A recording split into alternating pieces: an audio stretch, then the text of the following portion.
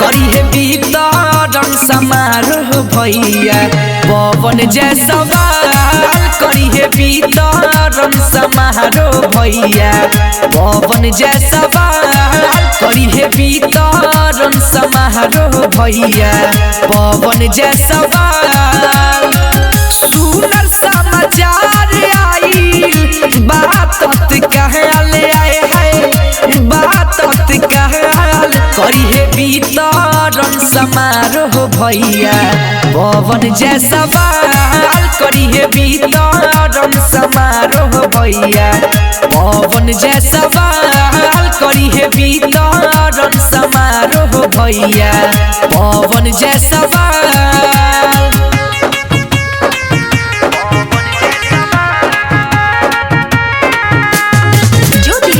Studio घोड़ा सहन महादेवा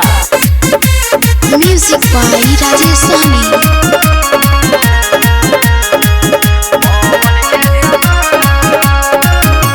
11,000 के चेक दी है वधुआर के 40,000 के सामान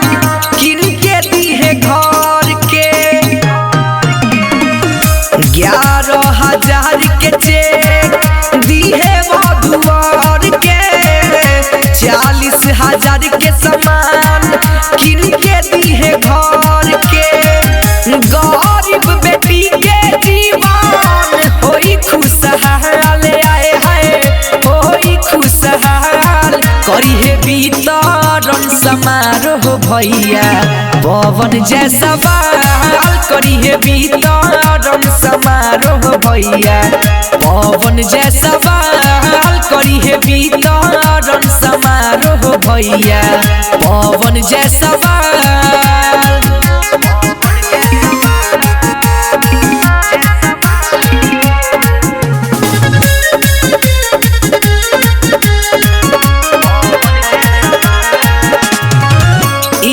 कसनी मन केहू दुनिया जहान में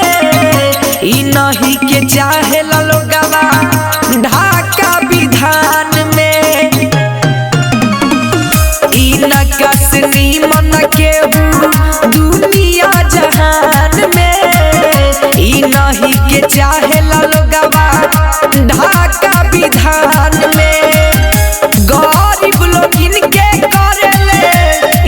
देख भाल आए है ई देख भाल करी है वितरण समारोह भैया पवन जय सवाल करी है वितरण समारोह भैया पवन जय सवाल करी है वितरण समारोह भैया पवन जय सवाल। ज्योति रिकॉर्डिंग स्टूडियो घोड़ा सहन महादेवा।